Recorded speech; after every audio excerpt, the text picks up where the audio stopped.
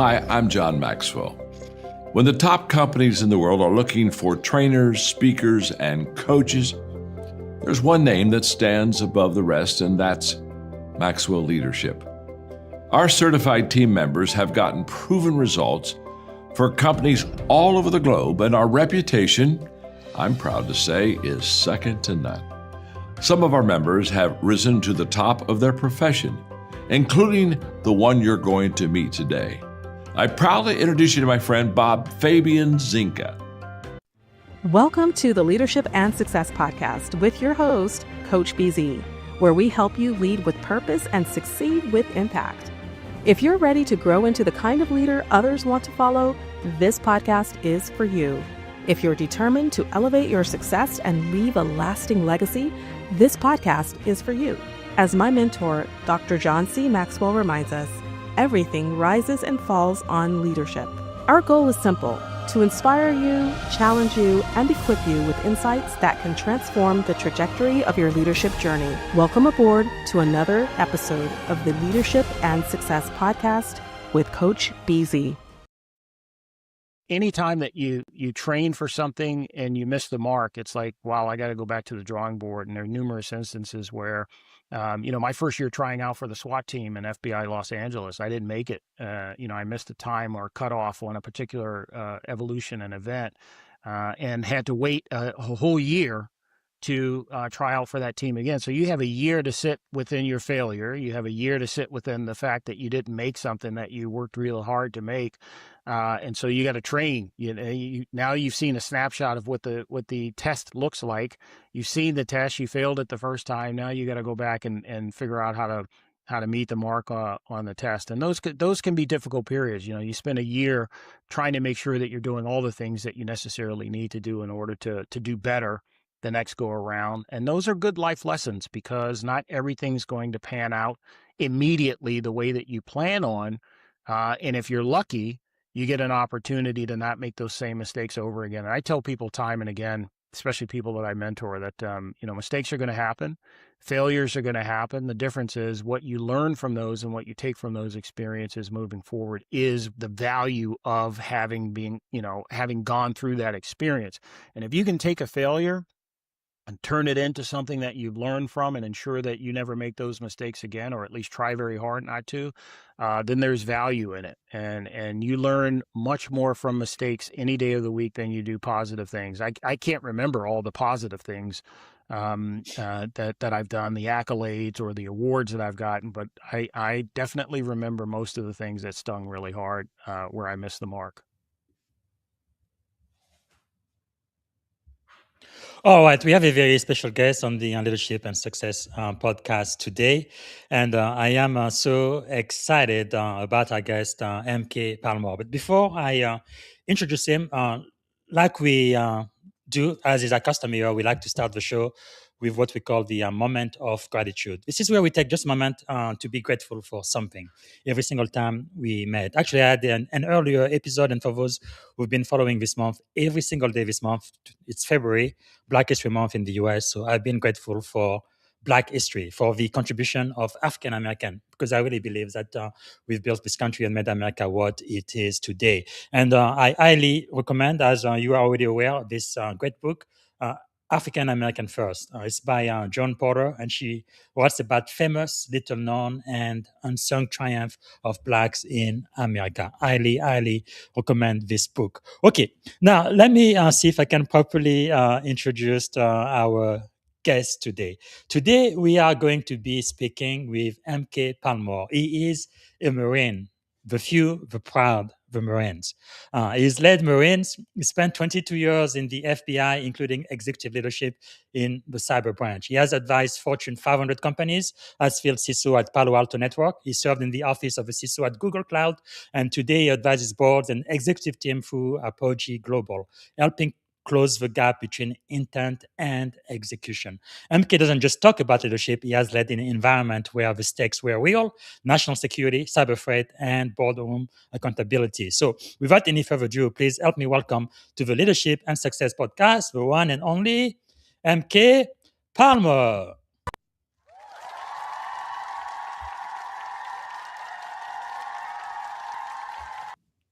Hey, MK, how are you doing today? I'm doing well, Bob. You have a very high speed operation here. I'm envious right out of the gate. Thank you. Yeah, and the other thing is I do this live. I've been doing this live since the very beginning. My wife does podcasting too, but she does everything offline, and then 2 or 3 weeks later, everything is perfect, and then she publishes it. Mine isn't quite perfect, but it's good enough. At least we try.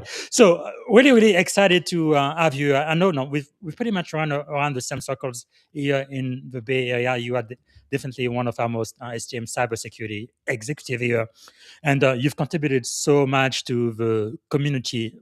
Just to get started, what is one thing you are grateful for? And like I say, once a Marine, always a Marine. But one of the reasons why I do this is, as you know, in the military, it's about 21, 22 soldiers, veteran service member commit suicide every single day. And I feel like you can't be suicidal and grateful at the same time. But anyway, one thing you are grateful for today. Yeah, you bet. So hopefully we'll get into the topic of our shared status as veterans and talk a little bit about some of the challenges that veterans face in terms of Mhm. wellness and certainly in transitioning into the commercial workspace.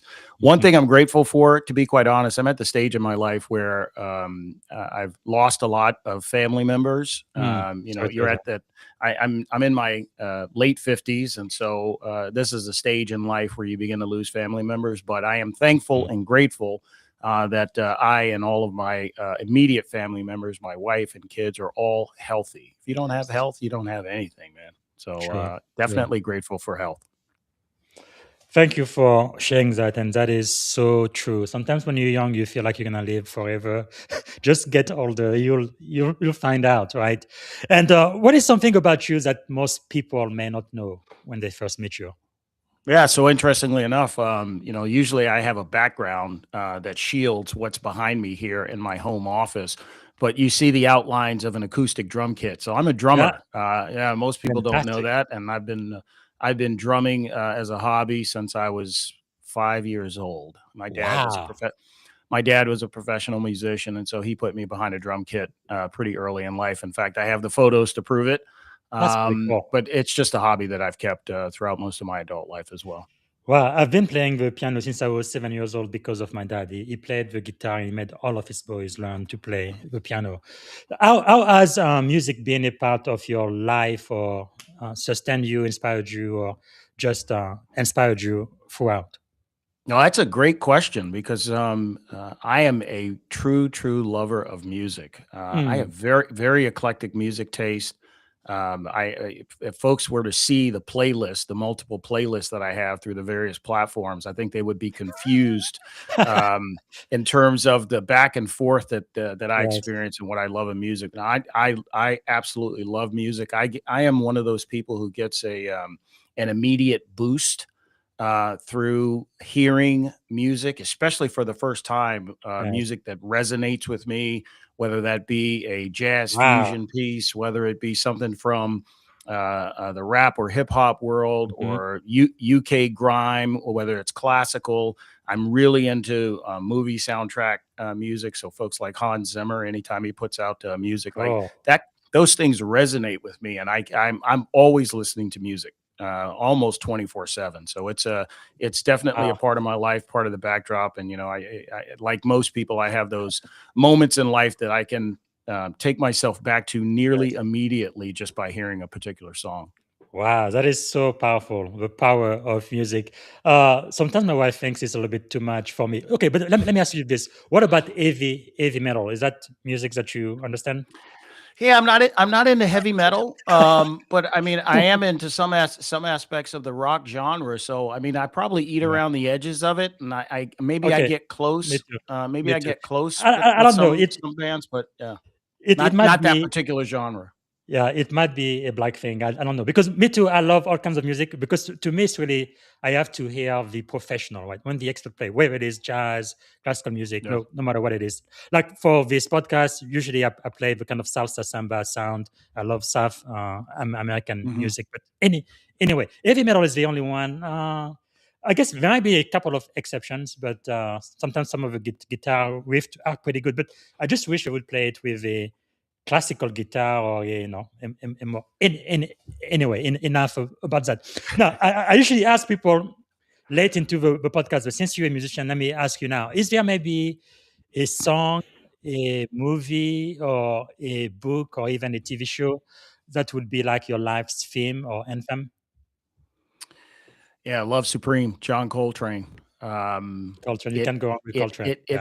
it it connects me to my childhood, my adulthood in ways that that probably I could take at least a Yes, blog to amplify. But that's the powerful. entire suite of A Love Supreme is that's my go-to album when I'm feeling nostalgic about certain Yes. things. Certainly my dad, he turned me on to John Coltrane Mhm. as a child, but it takes me through quite a bit. Wow, that is powerful, powerful. Yeah, you can't go wrong with Coltrane for sure. All right, so you've said that leadership has been the constant in your life.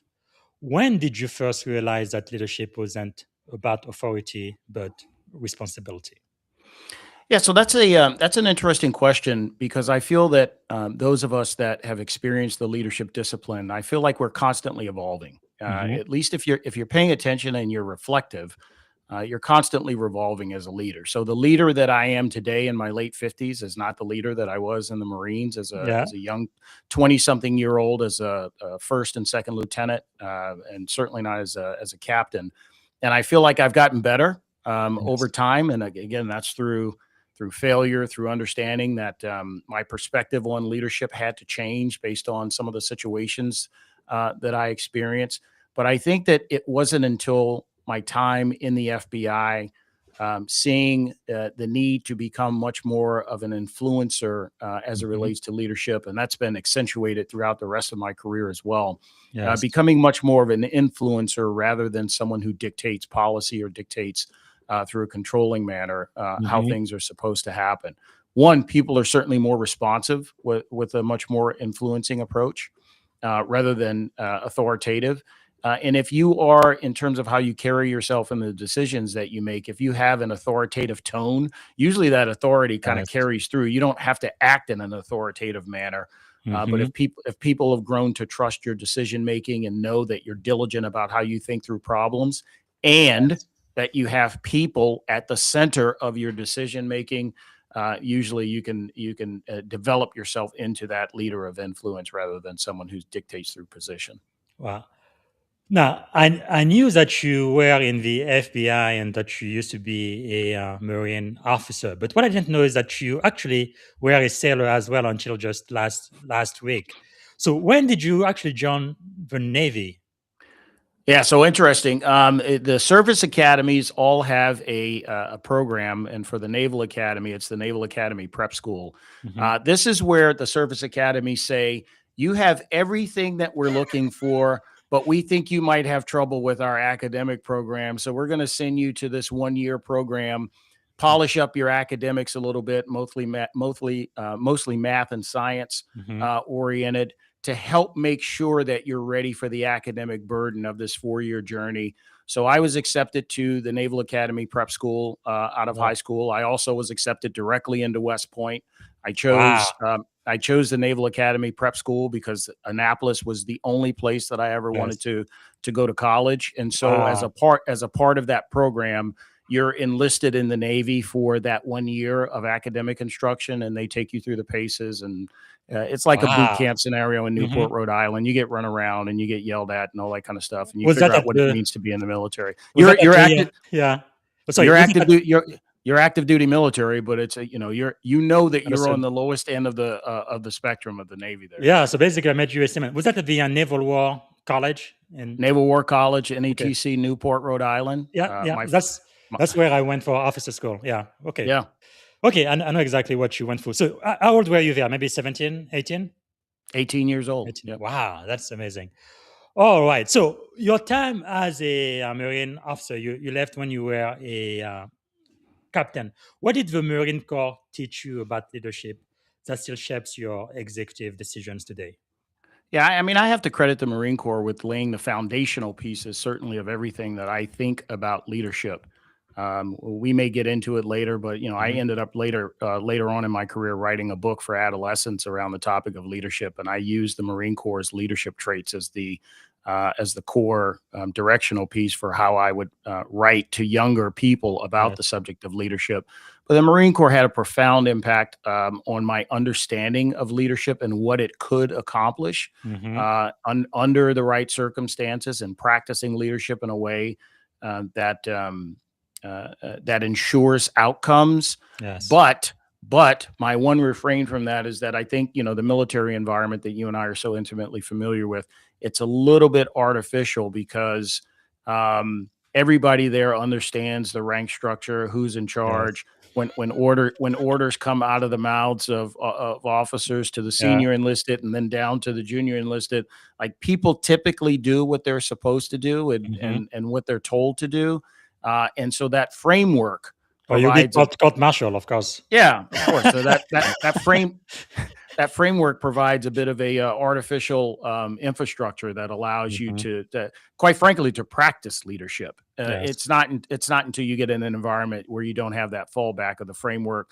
There's no boards Mm-hmm. on anyone's shoulder or sleeves that you Yes. really begin to exercise what it means to be a leader when it's no longer dictated by what's on the uniform. True. I definitely had to learn that because in Silicon Valley, influence wins the day every day. I remember Absolutely. the first job I had here, it was at Pivotal, senior security engineer. I thought about quitting almost every single day for the first 60 days I was here. But anyway, I had to learn, and I did. I did learn. So, what was maybe an early leadership failure that changed how you lead today? Because the video I played, you said how you learn so much more from failure as you do from success. I think it was JFK White who says that success has many favors, but failure is an orphan. Uh, Absolutely. so, what is an early leadership failure that kind of shaped the way you lead now? Since we were talking about the Marine Corps, I can think of one from the Marines that still sticks with me today. I remember getting on the wrong side of a senior enlisted Marine about a subject that we were um, dealing with at the time. We were on deployment somewhere, and he and I got our wires crossed on something, and we ended up getting into a little bit of a shouting match. I remember to this day. One, I'm ashamed at myself. I can't believe I got into a shouting match with a senior enlisted Marine, someone whose opinion I absolutely valued, and I understood that he had under his belt. He'd probably spent more time on the toilet than I had. Yeah. As a leader of Marines.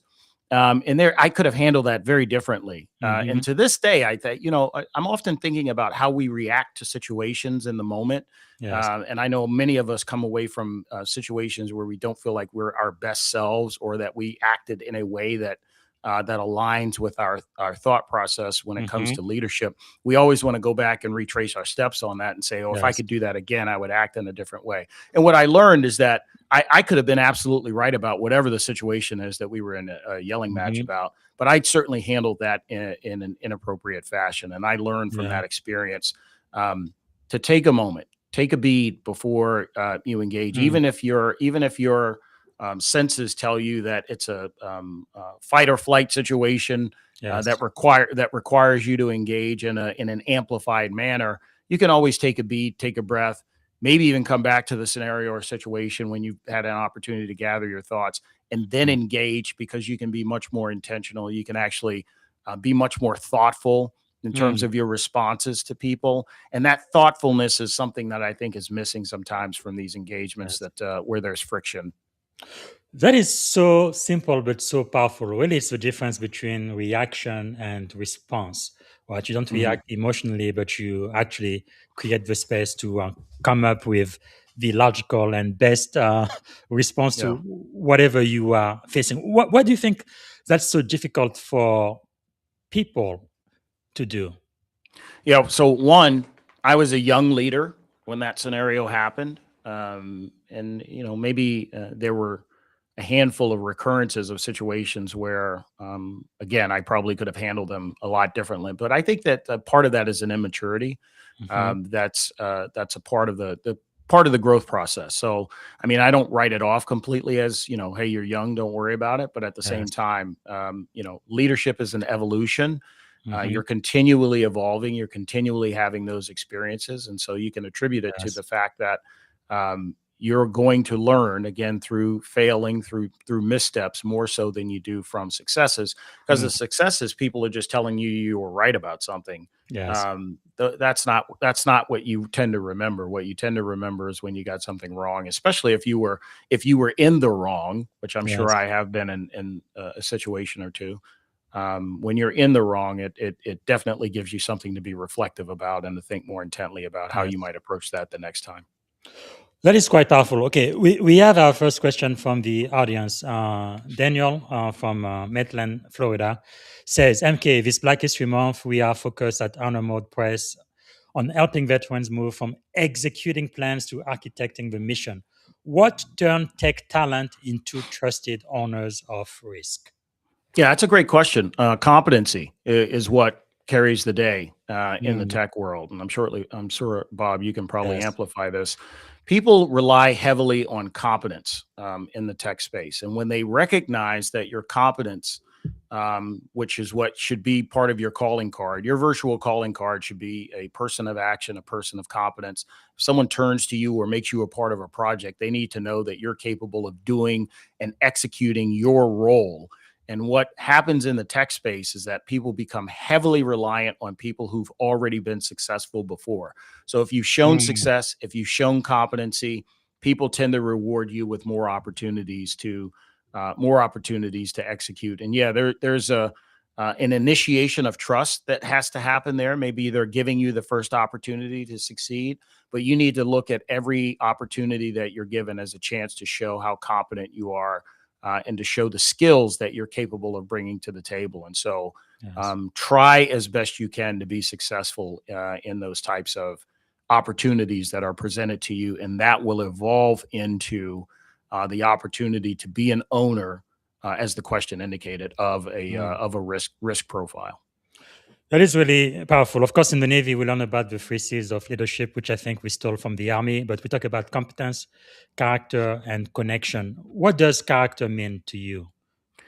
Character means everything. I think that, certainly for anyone that served in the military, the whole character piece, I think, is amplified again and again. Yes. No one's perfect. We can't be perfect, but we can aspire to amplify the attributes of perfection. And that means we're going to be successful, hopefully, if we're paying attention to those things most of the time. Doesn't mean we're going to be perfect. And it doesn't mean you're not going to falter on some things from time to time, but you got to get back up on that horse. It's like being a teetotaler. You make a mistake, you recognize, you acknowledge the mistake, and then you get right back into the fight and try and rebuild whatever it is that you happen to falter on. And so character is it's hugely important. Character is mostly important because your character, what you amplify, what you bring into rooms when you're with your colleagues and others, your character is part of the trust building component that they then begin to value your opinions and other things about you when they see that you're a person of high character, high moral attitude. It helps you in many other areas. And so character's a huge component of what it means to develop into a potentially great leader. That is so powerful. Really, from the White House to Wall Street, all the way to Main Street. Yeah, We all really over, need for sure. to be people of character. I know I had the great privilege of interviewing General Stan McChrystal. That's really his purpose right now, making sure we talk about character and that we elevate the national character of this nation. Because if we lose our ways, it's going to be very difficult for us to do the right thing. It'll be impossible for us to lead because Yeah. folks won't trust in the agenda that we've created, right, for ourselves and others. Yeah. Wow. So let's talk about high stakes leadership in the FBI. Actually, that kind of follows what you did in the Marine Corps too. No, you are leading under consequence. No, you spent 22 years in the FBI. How does leadership change when the consequences are not quarterly earning like it is in Silicon Valley, but national security? Yeah, so the common thread is you're still dealing with people, you're still dealing with personalities, you're still dealing with personal agendas. But at the same time, when you have a mission in front of you, like the one that I had the privilege of having as an FBI agent for 22 years, which at the end of the day, let's get this straight. There's one responsibility that FBI agents have, and that's to uphold the Constitution and support our legal and justice system. That's it. That's the job. Uphold the Constitution, support the legal system, and the rule of law. That is the entire responsibility of an FBI agent. Yeah, you get a lot of cool tools and maybe opportunities to exercise that responsibility, but it really boils down to the rule of law and your support of it. So in exercising that role, and let me back up for a second. It's interesting. You know, the term special agent, people throw that around and people think that means something in terms of an elevated status, but it actually means the opposite. The term special, like special counsel, means that your powers are actually limited, not expansive, and limited only to a certain remit, which is where the term special comes from. So special agent is not some general term. It's a term meant that the individuals imbued with that responsibility have a limited set of responsibilities that they have available to them. And those are the things that they're responsible for investigating, engaging in, and supporting. So in this cadre of people, you like the military, you get a high character person, so that helps with the leadership challenges that you may face. So you're not starting with a baseline of folks who are who come to the table with things that you might find challenging and that you see certainly in the commercial space. So you get a different caliber person that you're leading in the FBI, but you still have challenges that you face as a leader because not everyone's going to agree with your methodologies or your approach to leadership. Although there's a huge concentration of prior military personnel, so that the FBI is rife with veterans. In fact, I don't know what the percentages are. I can only tell you anecdotally from the year that I became a special agent. You know, my class of trainees as a new agent trainee was roughly 53 people, if I remember correctly. Of that 53 people, 26 of us were veterans. Wow. So at the time, it was almost close to a 50% marker of the classes that were coming in. So there was a period where the FBI was just hiring veterans ferociously. So I obviously I benefited from that. They were interested in bringing in veterans into the system because most people don't know it's actually pretty hard to become an FBI agent. In fact, you will go most of your life. Most people never even meet an FBI agent throughout the course of their life. And the percentages, I think, which are still accurate, is that the FBI only selects 3 to 5% of its applicants. And so you have essentially a 5% chance of getting selected. So again, the baseline, pretty high. You're dealing with high caliber individuals, but you still face challenges because guess what? Those people have lives.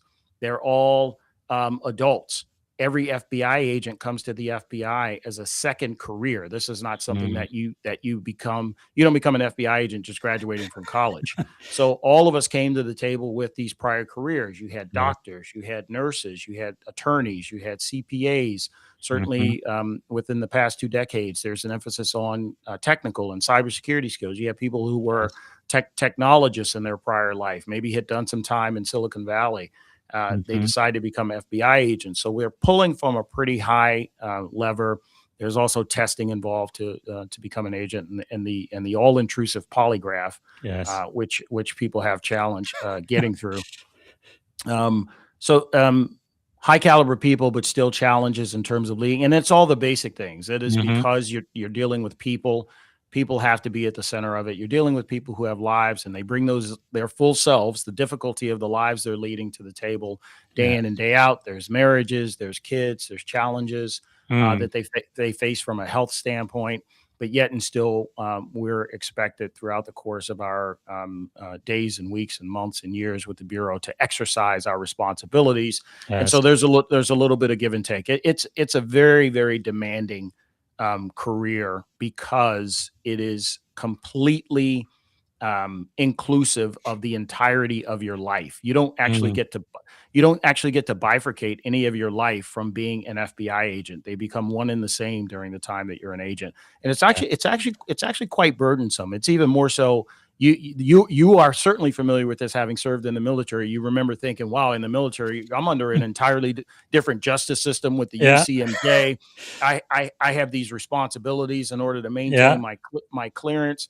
but there And was some, always accountable yeah, even off yeah, duty. there you go. Always accountable, even off duty. And I don't know about you, but I remember even being intimately involved in certain aspects of my Marines' lives. Like, the fact that Yes. they were off duty didn't mean I wasn't still responsible for them. Yes. So that brings about a whole different thing. It's very similar in the FBI. You similar, not the same. Hmm. Every aspect of your life is under scrutiny. An argument with a neighbor can turn into an OPR investigation. Yeah. So you can't just go about your Good. life when you put the gun in the badge in the safe at night and not recognize that Yeah. everyone sees you as a special agent of the U.S. government Mm. anytime that they come across you. And so again, leading can be a little bit of a challenge, but at the same time, because you're dealing with high caliber people. Maybe it's a little bit easier, but it's still challenging.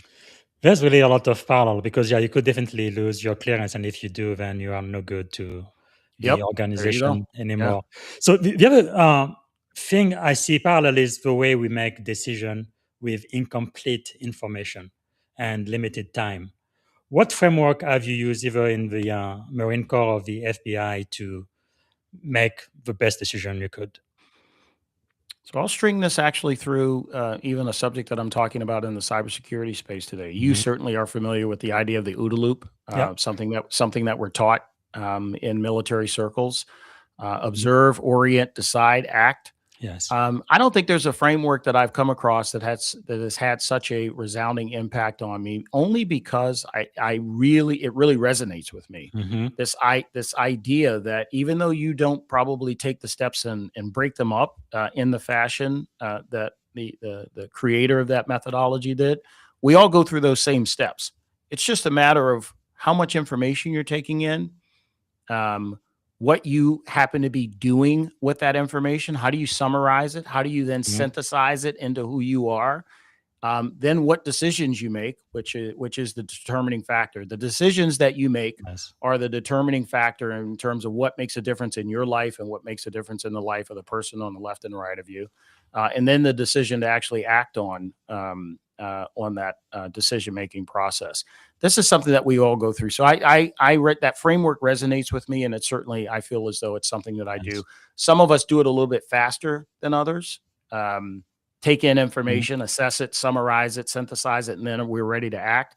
I have always had a bias towards action, so Yes. maybe I process a little bit faster. But I think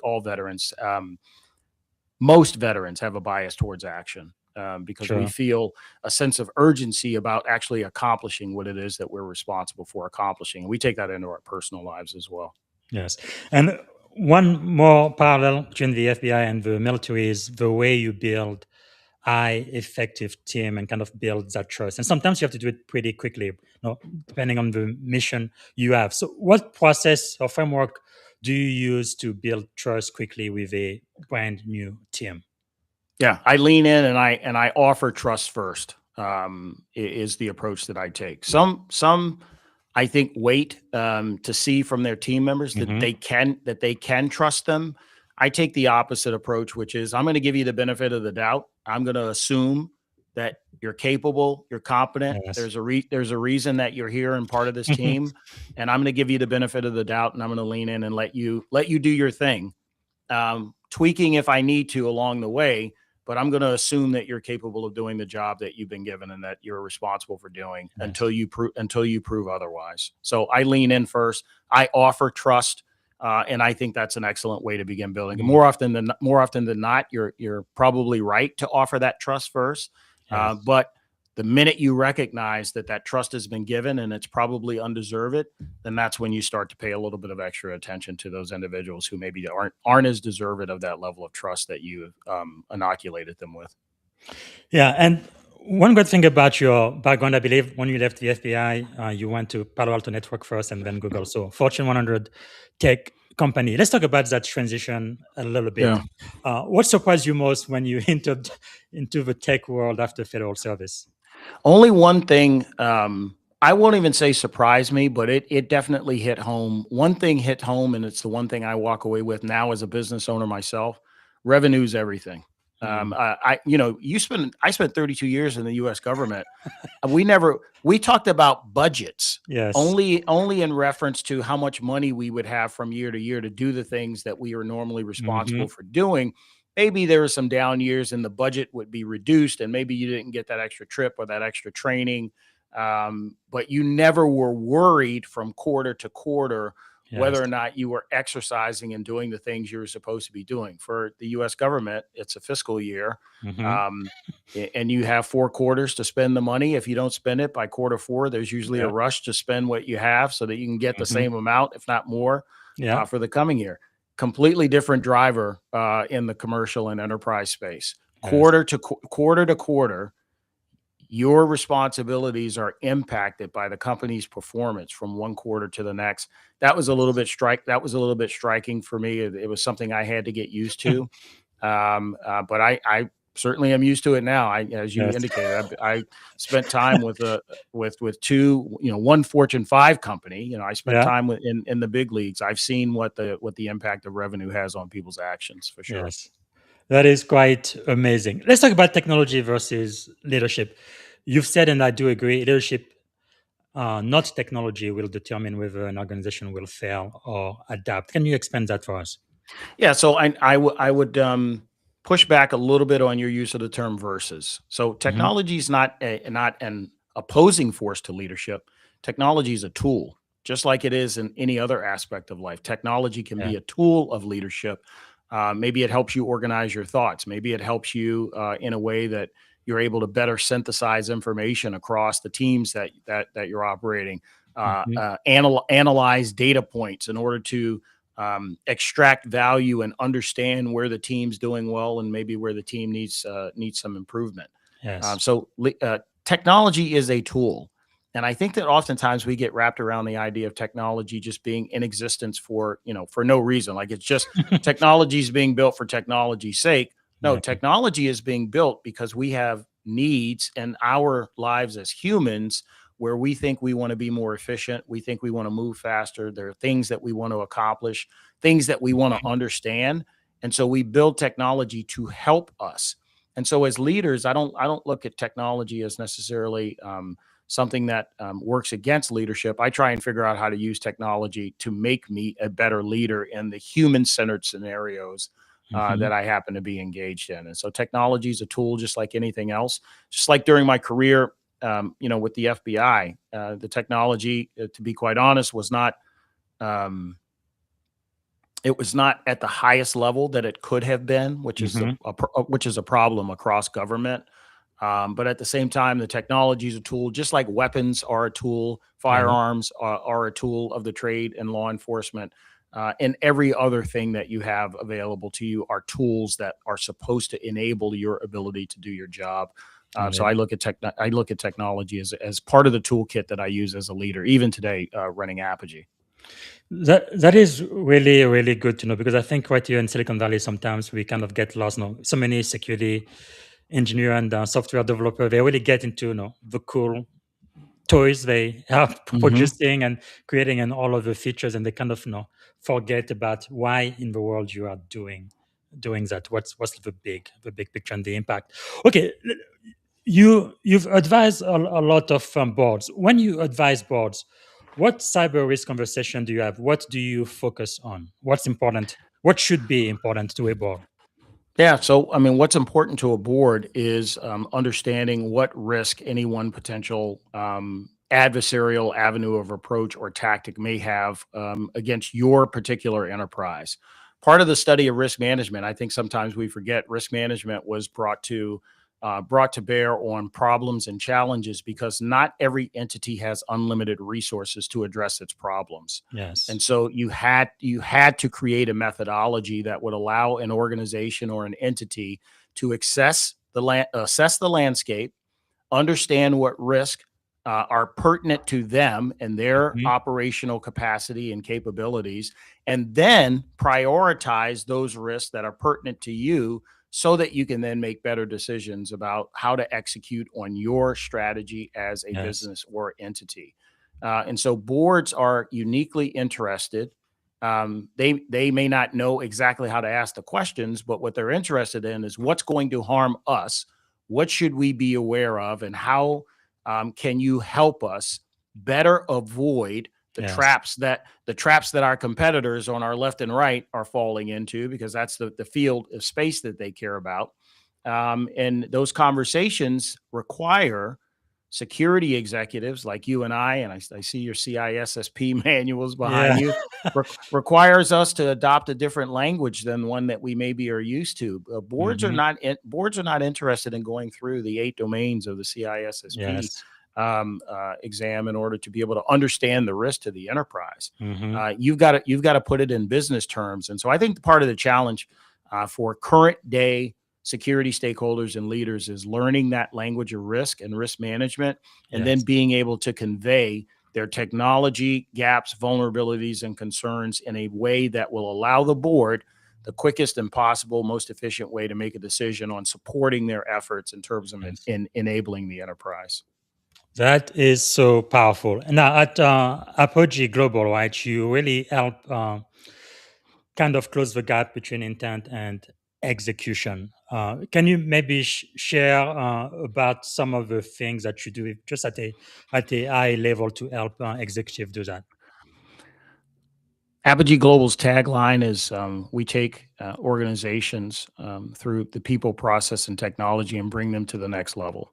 Um, when I think about problem solving, I don't think about just solving for tech. I don't think Hmm. about just identifying people.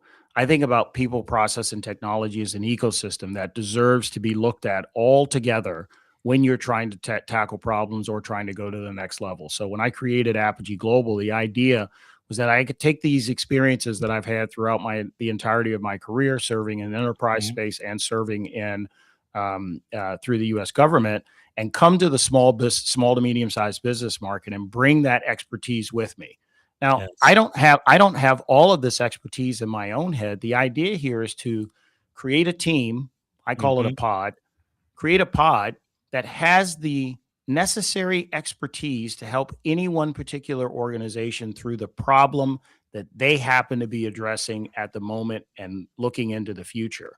And so Yes. we take a very bespoke approach to helping our clients. We go through long discussions and discovery.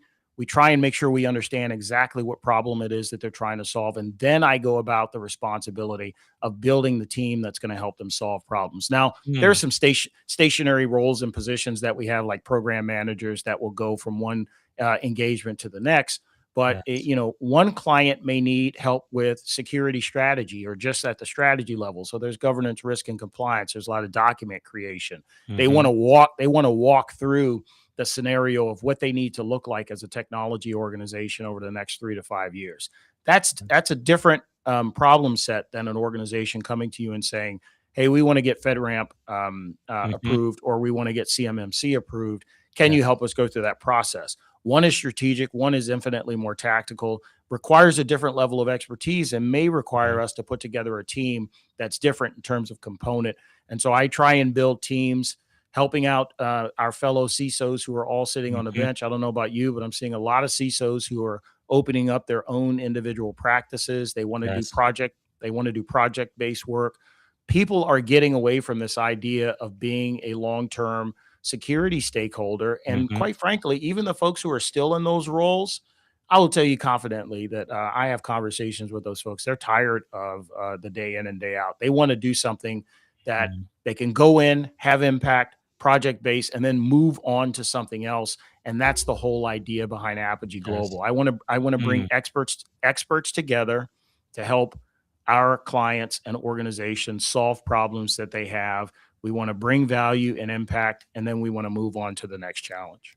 That is quite powerful. Definitely something we need more and more these days. We are not living into the days of my grandparents anymore, where you get a high school degree, you never have to open another Yeah, book, and you stay with the company 30, 20, yeah. 30, 30 I years think and get a gold yeah, watch or something. those days are over for sure. Yeah, yeah. Wow. Like even my oldest child, I still call her my baby, but she's a young woman now. She got her a degree last year on a Bachelor of Science, but I think a pretty tough time getting one job. So she has like 3, 4, 5 jobs, driving Uber when she needs to, or doing whatever she Mm-hmm. needs. But she's just doing what she needs to do in order to survive, which is pretty admirable to see. So we have about 20 minutes left or so. Let's get into the last half of this the last segment of the podcast. That's where I try to get into your head and kind of understand the leadership principle you are following to achieve all of the success you've been able to enjoy so far. So let me start by asking maybe what do you believe is the greatest lesson you have ever learned, whether it's in life, leadership, or just in general? The greatest lesson that I've learned is that if you concentrate on people, their needs, their value, their wellness, that you will ultimately achieve everything it is that you've set out for yourself from a business or organizational standpoint. And the challenge is, I think we get that wrong. Oftentimes as leaders, we go into an engagement thinking, oh, I have to be successful operationally on what it is that we're doing. Yes. Yeah, you have to be successful operationally, but flip that around. You have to be to your team members and team what they need in order to grow themselves professionally, prepare them for their next adventure, pour into them, invest into them. And by doing so, you will automatically accomplish all the things that you're interested in accomplishing. But sometimes I hear some pushback. Well, if I invest so much into my people, they're gonna leave. Of course, you want them to be honest. You want them to grow and leave. And I tell you, if they had a wonderful experience with you, they'll probably come back to you. But why would you even think? I think the agreement that we make with people, as we were just indicating, a couple of seconds ago, we both agreed that the landscape is completely different. This idea that people are going to go work for some entity for 20 years plus is an outdated concept that I think we all need to completely get away from.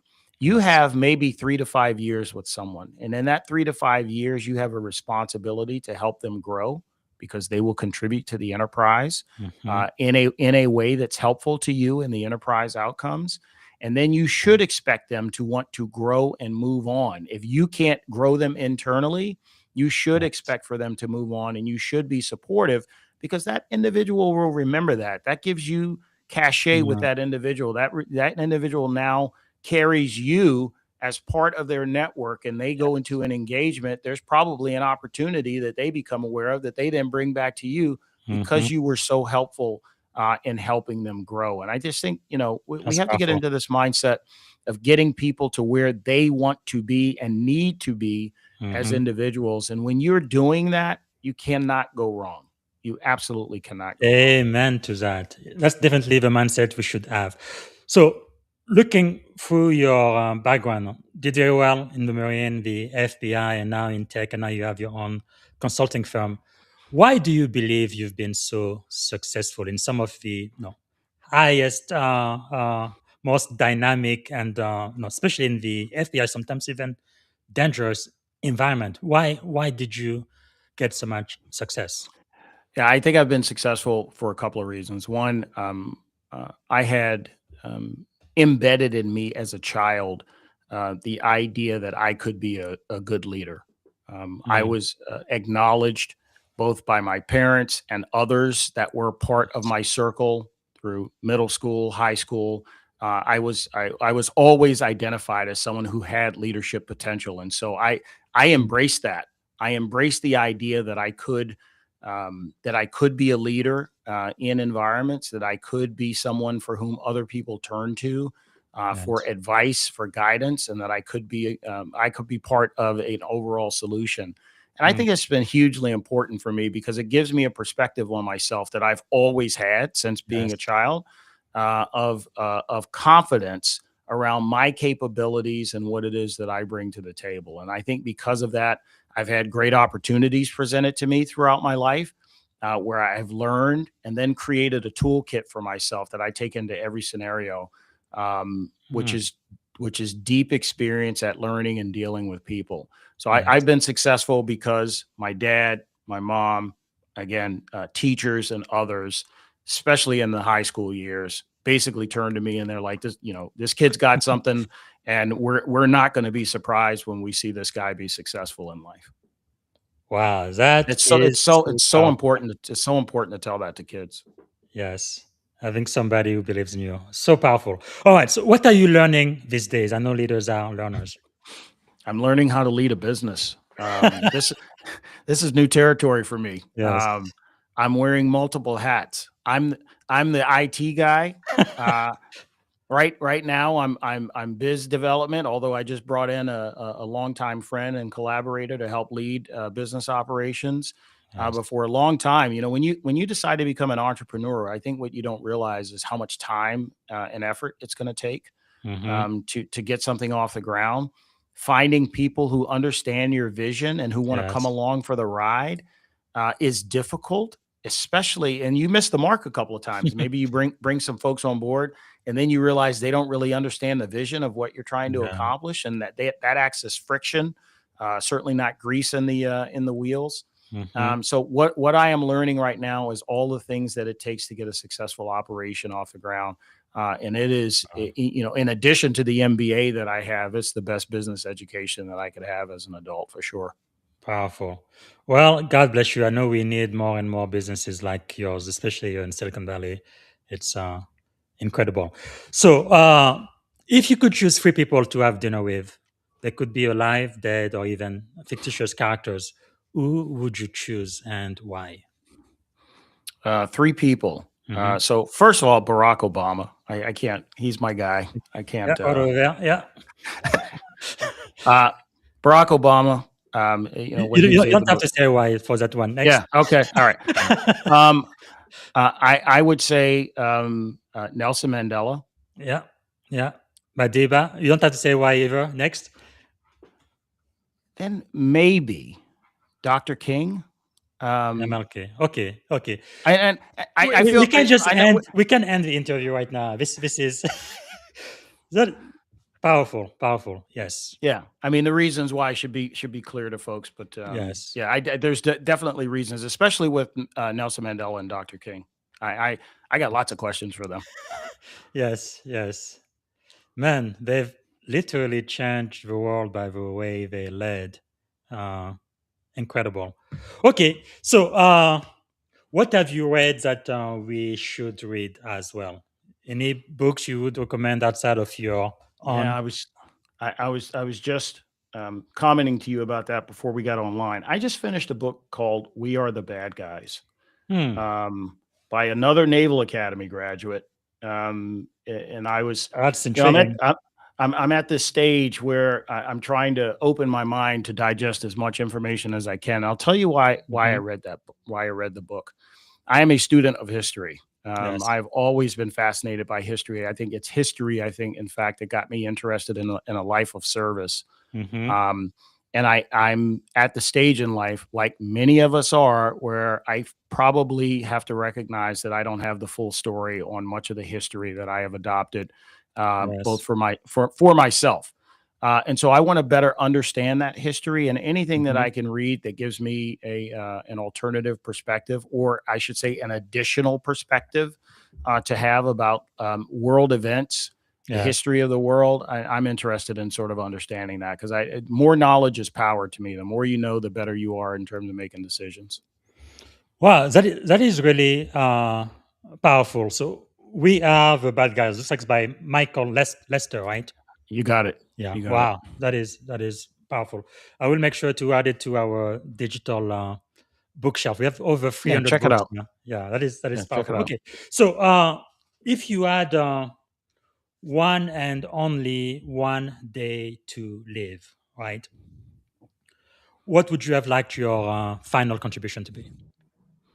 If I only had one day, I'd just spend it with my family. I Yeah. mean, I want to, I want to spend that day with my wife and kids. I've got three children.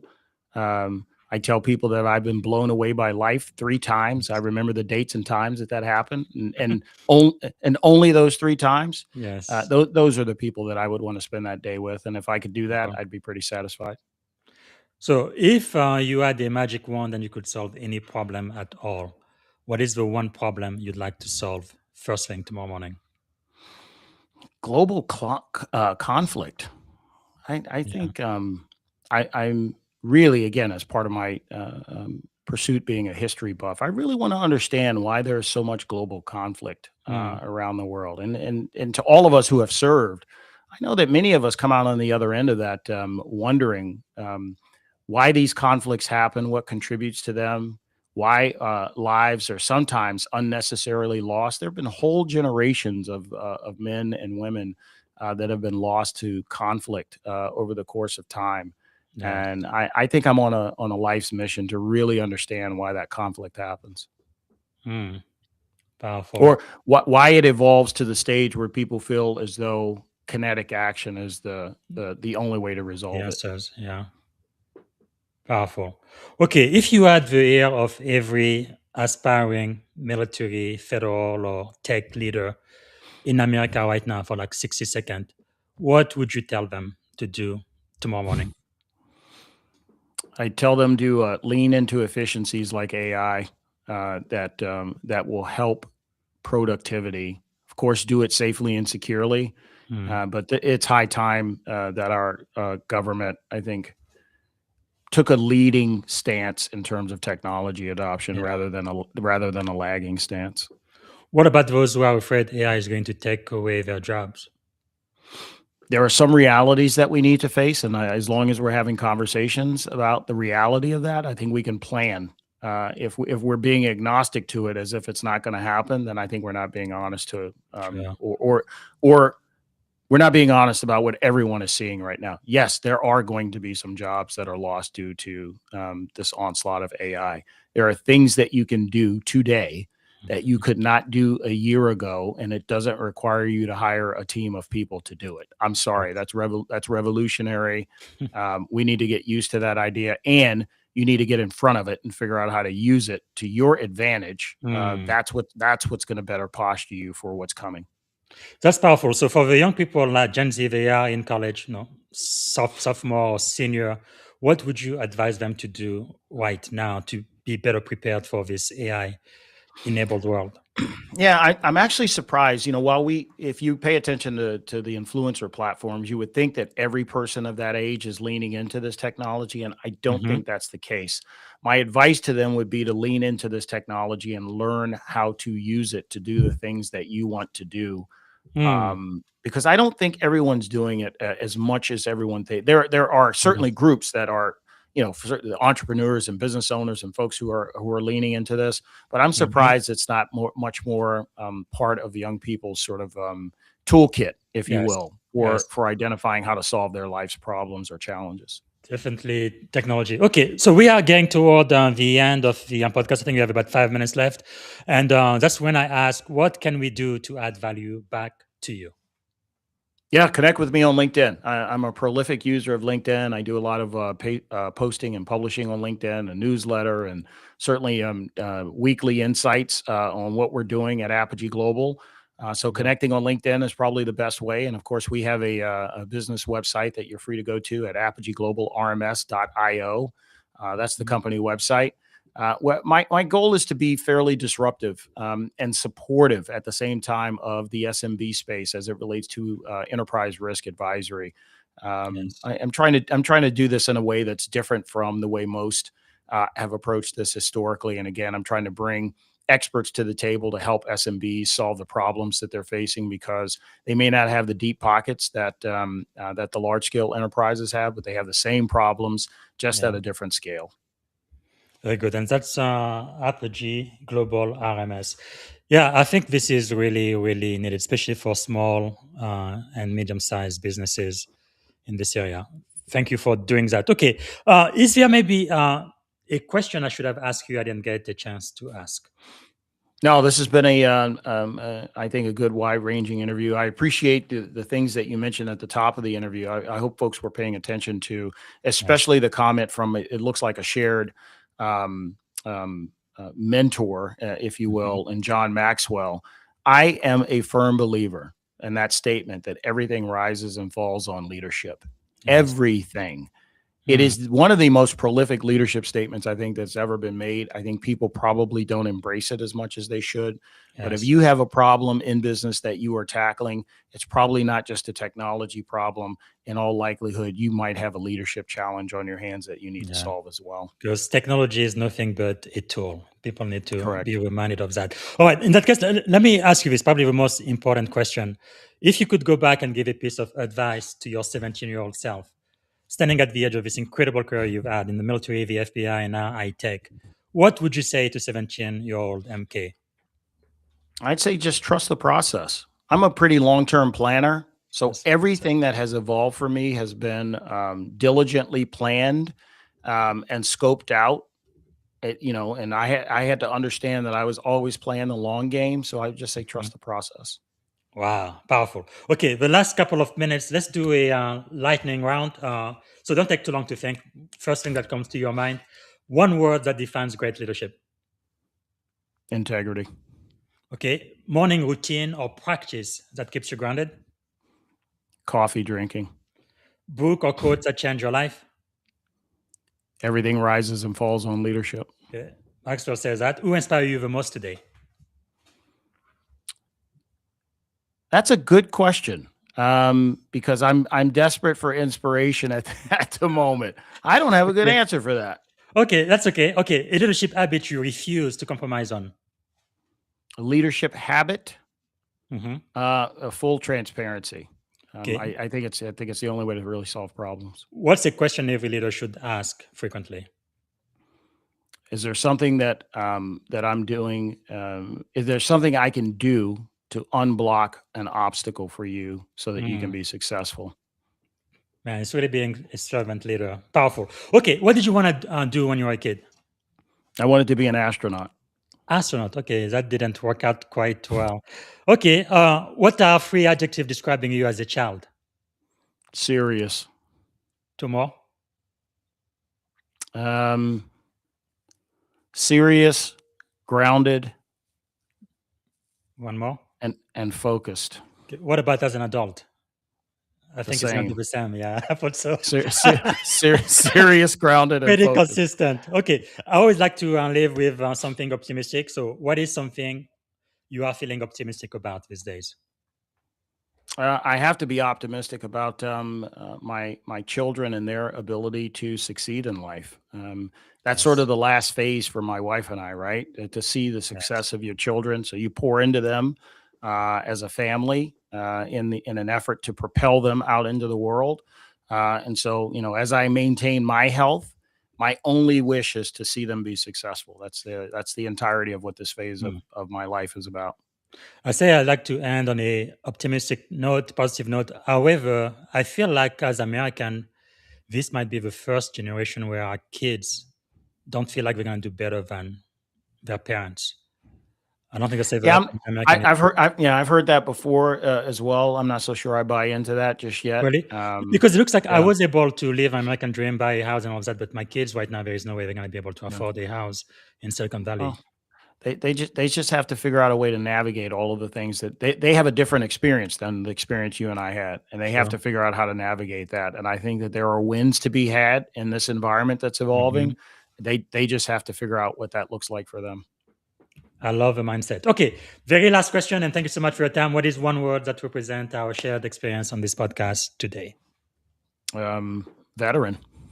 Yes, veteran. Thank you so much, MK Palmore, Marine officer. The proud, the Marines. And then you went to an even more exclusive club, the FBI, and now high-level Silicon Valley guy. So thank you so much for your service and for being one of our master's teachers today. I really appreciate it. Bob, thanks for having me. I really appreciate it. Well, everybody, this is it for now. That was MK Palmore. And again, follow him on LinkedIn. Let me make sure to put this info. So it's linkedin.com. You go to in MK Palmore, very easy. And I also would like for you to get a copy of his book. It's for youngster, but I think it applies to adult and businessmen also, leadership for youngster. I really do believe that leadership is the most critical skill of the 21st century. Even in the age of AI, with all of the automation and all of that, we still need leaders, people to lead people, to influence people, and to manage projects. So leadership is key. All right, I'm going to be back here tomorrow. I'm going to be interviewing the one and only Captain Anthony Simmons. So that's going to be tomorrow. And then I have another interview on Sunday with a Maxwell leadership coach. I'm going to be adding those on my feed on LinkedIn later today. And I believe on Saturday, we are going to reprise. I kind of stopped on day 16, the study of the book of Proverbs. This is not a religious study. We just go back to that book and look for ancient wisdom and leadership lessons from the book of Proverbs. I think we stopped at lesson 15. So we're going to go through lesson 16 through 26 or 27. I'm planning to do that this Saturday. All right. Thanks again for being with us today. And many, many thanks to MK Palmore for being our featured guest today. And until tomorrow, have a wonderful rest of your day. Bye for now. Thank you for tuning in to the Leadership and Success Podcast with your host, Coach BZ. If today's episode added value to your leadership journey, be sure to subscribe, share, and join us again for more wisdom nuggets on how to lead better and achieve greater success. Remember, leadership is the most critical skill of our time. The world will always need leaders to inspire others, drive innovation, and execute meaningful strategy. So why not count yourself among the bold leaders shaping the 21st century? Until next time, stay inspired, stay committed, and keep leading with excellence.